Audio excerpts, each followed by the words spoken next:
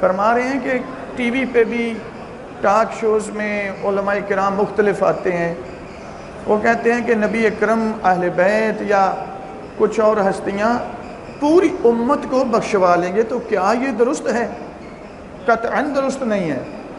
یعنی امت میں حجاج بن یوسف بھی شامل ہے، امت میں عمر بن سعد بھی شامل ہے، امت میں وہ حافظ قرآن تھا شمر، اور نماز فجر کے بعد دیر تک مصلی پہ رہتا تھا، استغفار کرتا رہتا۔ کسی نے پوچھا کہ تو بھی استغفار کرتا ہے کہ تو امام حسین کا قاتل نہیں، حقیقت میں تو رسول کا قاتل ہے، کہ میرے نبی فرما کے گئے حسین جس نے تجھ سے جنگ کی اس نے مجھ رسول سے جنگ کی، جس نے تجھے اذیت دی اس نے مجھ رسول کو اذیت دی۔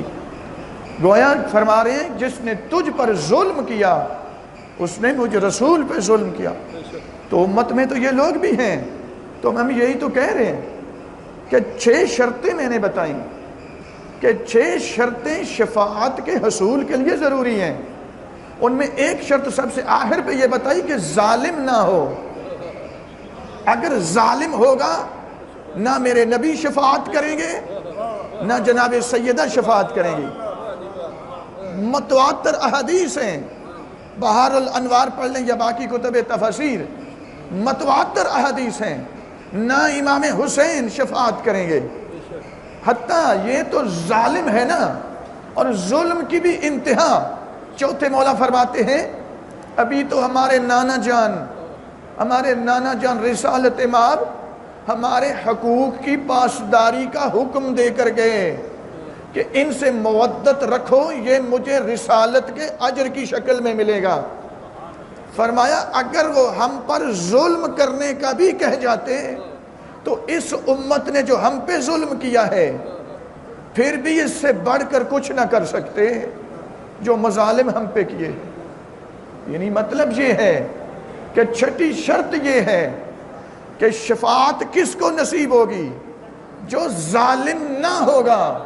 اس کا مطلب ہے جو ظالم ہے، چاہے اس نے جناب سیدہ پہ ظلم کیا، اس نے جناب امیر پہ ظلم کیا، اس نے امام حسین پہ کسی نے ظلم کیا، امام حسن مجتبی پہ ظلم کیا، کسی پر ظلم کیا، ظالم کی شفاعت نہیں ہے۔ نہ میرے نبی کریں گے، نہ میرے علی کریں گے، نہ جناب سیدہ فرمائیں گی، نہ زمانے کے امام اس کی شفاعت کریں۔ وہ تو مجرمین کی صف میں کھڑے ہوں گے، ان پر تو لعنت آ رہی ہے۔ باقاعدہ بہت سی آیات ہیں، بہت سی احادیث ہیں اس پہ کہ ظالم کو ہماری شفاعت نہیں پہنچے گی۔ لہذا پوری امت کی بات نہیں، وہ 6 شرطیں ہیں، جس میں 6 شرطیں ہوں گی وہ جا کر شفاعت کا حقدار ٹھہرے گا، ورنہ ہر بندہ شفاعت نہیں۔ شفاعت کے لیے شرطیں ہیں، وہ میں نے بیان کی ہیں۔